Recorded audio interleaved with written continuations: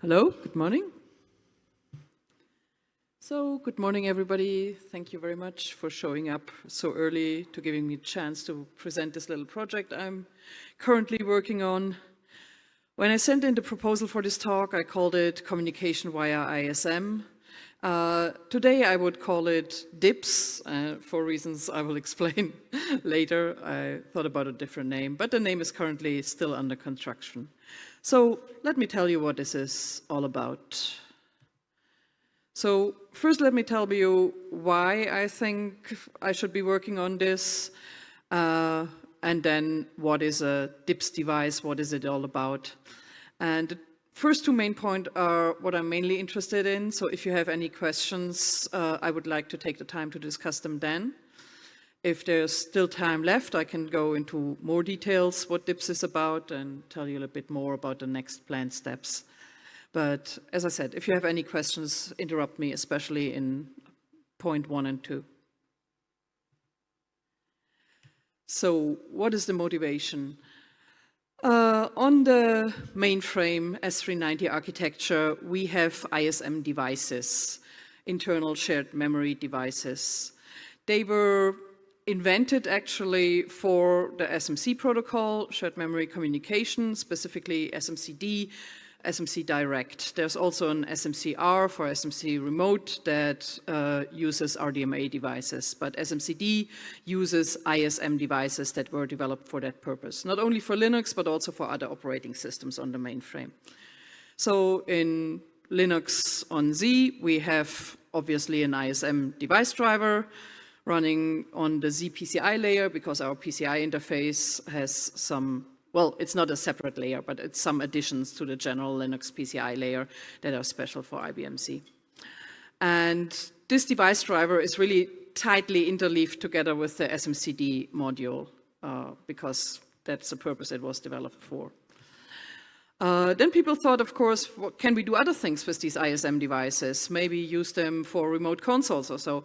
But it was hard to integrate them because the driver was so intermingled with the SMC-D module. So there was a little layer, ISM client interface added that other clients could attach to the ISM devices. Then came the idea to create an ISM loopback device. The main purpose of that was to be able to test SMC-D on non-S390 architectures, to do regression tests without having an IBM Z machine. But it can also be used to do SMC-D between containers, the loopback device.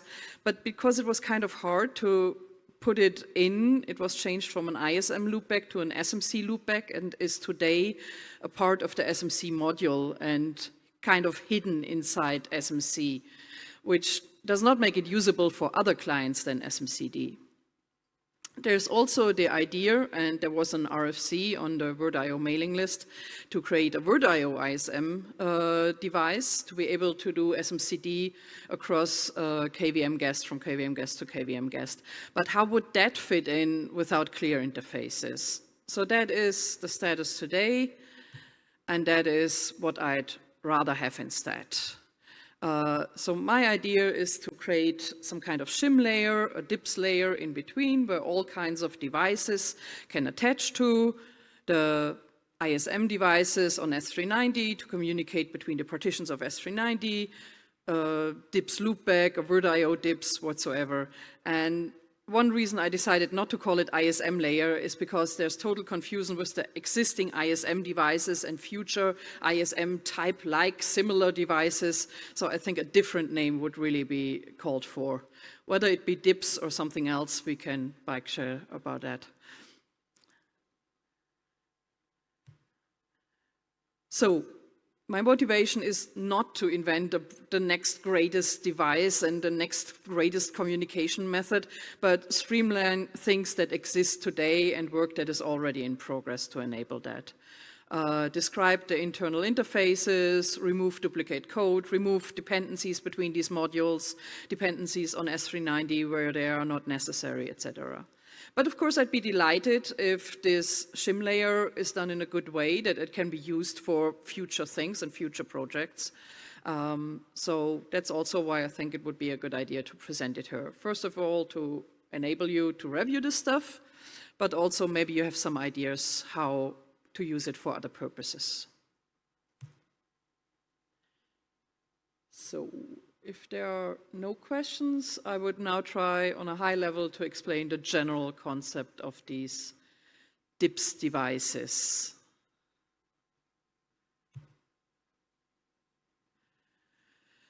So DIPS term I came up with, first of all, because I like the sound of it, and it stands for Direct Internal Buffer Sharing, which makes some sense, I think. Internal is there because it really assumes that two systems, be it virtual machines or logical partitions or whatever, are on the same hardware. All existing DIPS fabrics are using memory copy methods to communicate with each other. They're all based on the fact that they are using the same hardware.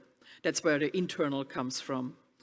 It's based on some kind of fabric that is provided by the hardware or by a hypervisor, and DIPS devices. And these devices are assigned to the system, so that is one method of access control. If you don't have a device that belongs to the fabric, you cannot use the fabric. So the admin can assign the devices to the systems that he wants to communicate. And the third important concept are these, do you see the mouse? No? Okay. The third important concepts are the DMB buffers, direct memory buffers. That's where the B in DIPS comes from, buffer sharing. And these buffers are really kind of special. They are created on a device B here on the blue system for exactly one other device A. So only device A can write into this purple buffer. And the fabric makes sure that access control is in place. So the fabric keeps kind of a table which devices created which buffer for which other devices, and makes sure that only these devices can write into these buffers. So that's what makes it different from a general shared memory concept.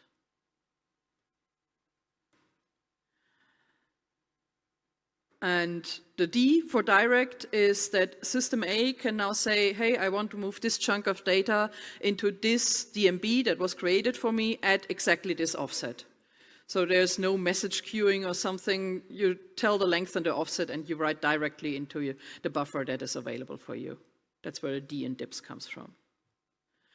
And just to mention it, today's implementations, because they are all based on physical memory moves, they are lossless, they are synchronous. So in today's clients, there's really no need for anything more sophisticated because you're just moving stuff.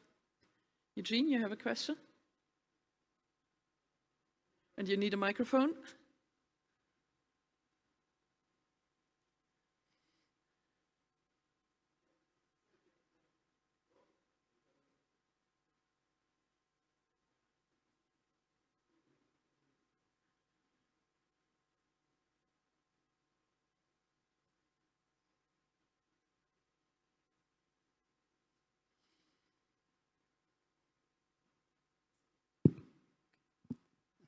Thank you. Sorry for the delay. So am I correct that it is exactly one writer per buffer? Yes. Great, thanks. Except, obviously, system B can always write into this buffer because it's in its own memory space. But why should it? So the purpose is, yes, one writer. System A is the only writer into this buffer. However, it's not a point-to-point connection. The fabric can offer many devices for many systems. So, like here, system B can provide a purple buffer for system A and a green buffer for system C, and system A can write stuff into the purple buffer in system B and into the purple buffer in system C. So it's not a point-to-point, but the buffers themselves, they have only two endpoints. It's also not only a single fabric per machine. You can define multiple fabrics and have them isolated from each other. Like here, the orange and the red, they are two different fabrics in S390 for ISM devices, so that only system H and system I can use the red fabric, and A to A, B, and D can use the orange fabric. Here I have an example. You can do a pass-through into a guest, just like for other devices. And same, obviously, for the VirtIO DIPs. When it comes, you can define more than one fabric in a hypervisor. The loopback is a special case. It is a fabric with only a single interface, just like other loopback interfaces. And therefore, it has a special identifier for Foxes. One thing that was added after the ISM devices, so the ISM devices do not offer that, but Loopbacks does, and VirtIO has plans to do that, is instead of sending a block of data into the remote DMB, the device can offer the possibility to create a mapped version, kind of a ghost buffer of a remote DMB. So whenever system A writes into such an address, the DIPS fabric and the DIPS devices will make sure that the remote DMB is updated accordingly. So just mapping the memory into your own memory space. So that is the summary of this overview. DIPS is based on devices and fabric that the hardware admin or the hypervisor administrator can create and assign to the different systems. It's based on the DMB, direct memory buffers, that are dedicated to exactly one external device. You can write directly at an offset, and the access is controlled by the fabric. That is basically the main common features of such a DIPS construct. Are there... Yes?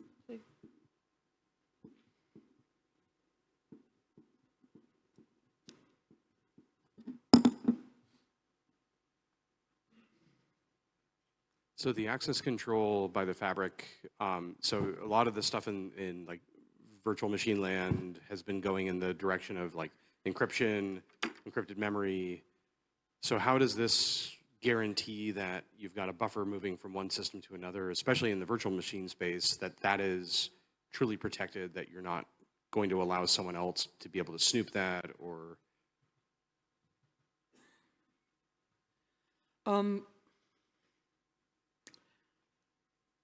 VirtIO is not yet upstream. There has been one RFC, so I cannot tell you how exactly it is.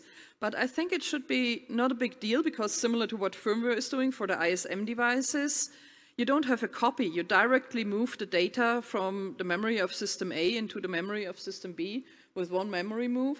And this is via hardware, right? Or hardware or firmware doing that? Yeah. Okay, so then that's probably where the... so it's not buffered anywhere. And for the hypervisor, it would be the same. It's not buffered anywhere in the hypervisor. It's directly moved from the memory of one system into the memory of the other system. So I don't see how any third party could intercept that. Perfect, thank you.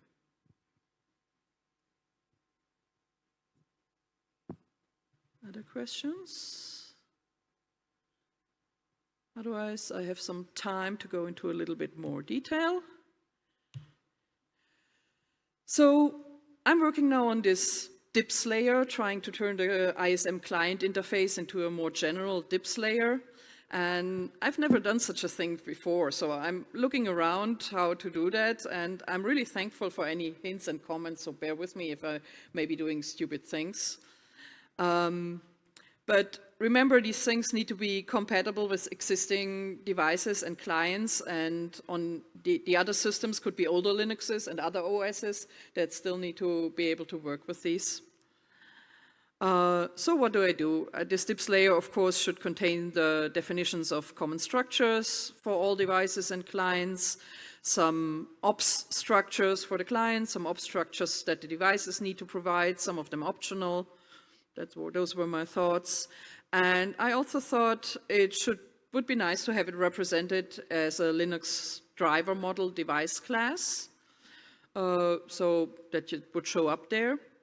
And by the way, any client can access any device, even in parallel. So if we have two clients, like the console and the SMC-D client, they can use the same ISM device, but the DMBs are dedicated to a client, so they will never share a DMB. but they can use the same device. And so SMC-D can have some buffers here and some buffers in loopback, so they can also use more than one device, so any client can access any device. And that's what such a class structure could look like. So you would have in class dips, you would have an ISM 0, numbering them, and a loopback device, and the ISM 0 would have a pointer to the physical PCI device that is below it, and loopback would not have such a pointer because it's a virtual device, just like other device classes. And you can have attributes, obviously, SysFS attributes.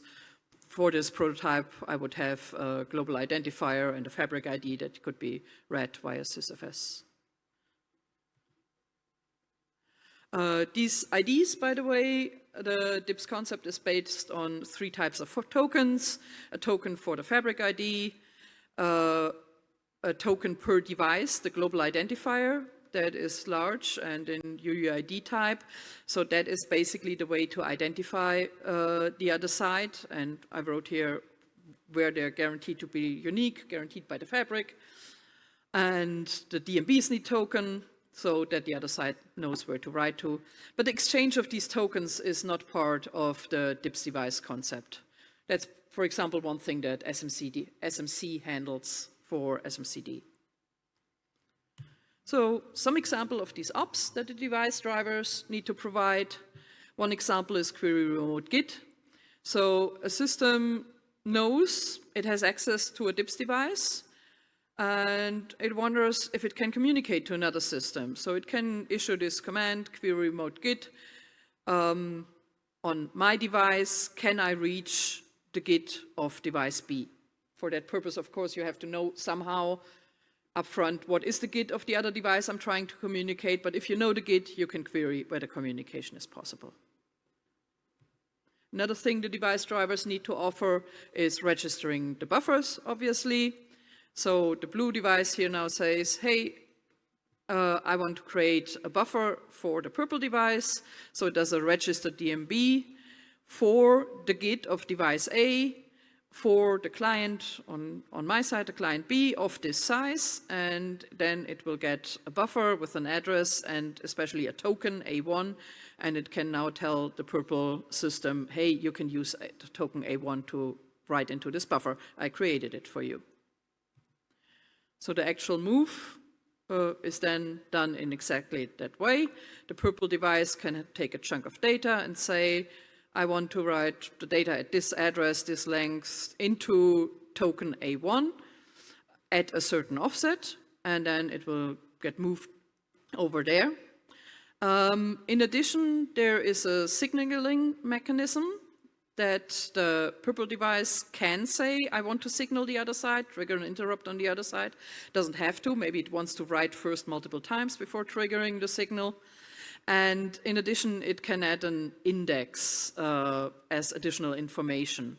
And the purpose of that is that the devices, they can coalesce the interrupts. So by the time the interrupt is presented, there may be more than one signal that is presented to the blue system.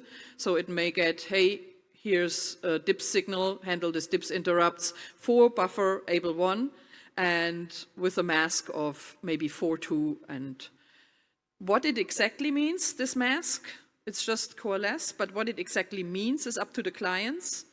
For SMC, for example, they slice up such a buffer, and it means like the second and the fourth slice have new data in it, you should look at them. But it could mean other things. It's just a byte of information, I think it's 2 bytes of information that is sent with the interrupt, and the idea is that you can coalesce the interrupts. Optionally, you can also have event signaling. The ISM devices do that, the loopback does not. So what ISM does is if a device goes away on this fabric, it will signal everybody who has buffers for this device, hey, by the way, this device went away. Could be useful, but it's optional. So those were some details I wanted to talk about. I'm actually good in time. Yes, a question here?